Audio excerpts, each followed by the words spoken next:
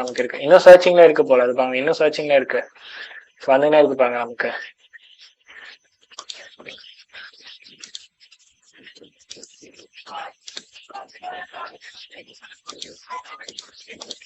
சரிங்களா இருக்கு பாத்தீங்களா?